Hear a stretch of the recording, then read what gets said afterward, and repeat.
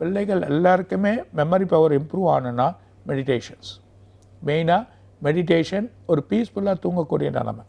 ஒரு பீஸ்ஃபுல்லாக படிச்சுட்டே இருக்க சொல்ல ஒரு 11 மணிக்கு படிக்கணும், திரும்ப காலையில் 4 மணிக்கு எழுந்து படிக்கணும், ஒரு அந்த எக்ஸாமை வந்து பயங்கரமாக ப்ரிப்பேர் பண்ணணுன்னா ஒரு 10 நிமிஷம் காலையில் மெடிடேஷன், ஒரு 10 நிமிஷம் சூரியனை பார்க்கலாம். சூரியனோட விட்டமின் டி கிடைக்க சொல்ல சுறுசுறுப்பு வந்துடும். ஸோ அதில் மெமரி பவர் வந்து இம்ப்ரூவ் ஆகும். அதில் நிறைய விஷயங்கள் இருக்குது. சூரியன் நம்ம ஒரு 10 நிமிஷம் பார்க்குறதால, அதே நேரத்தில் ஒரு 10 நிமிஷம் நம்ம ஆட்டோமேட்டிக்காக மெடிடேஷன் பண்ணோன்னா ஹோல் மெமரி பவர் நமக்கு வந்துடும். அது இல்லாமல் 10 நிமிஷம் பிராணாயணம், ஒரே ஒரு 10 நிமிஷம் ஆட்டோமேட்டிக்காக யோகா பண்ணணும். யோகா ப்ராக்டிஸ் எடுத்திங்கன்னா உடம்பு ஃப்ளெக்சிபிளாகவும், உடம்பு எந்த சூழ்நிலையும் பிரச்சனை வராது, நோய் வராது. அந்த டைமில் பயத்தில் ஒரு நோய் வரா மாதிரி ஆகிடும். அந்த வயதில் வந்து எக்ஸாம் எழுத முடியாமல் போயிடுவாங்க. அந்த நிலைமையெல்லாம் ஏற்படாமல் இருக்கிறதுக்கு அழகான வழிமுறைகள் இது பண்ணுங்கள். அதே நேரத்தில் ப்ரேயர் பண்ணுங்கள்.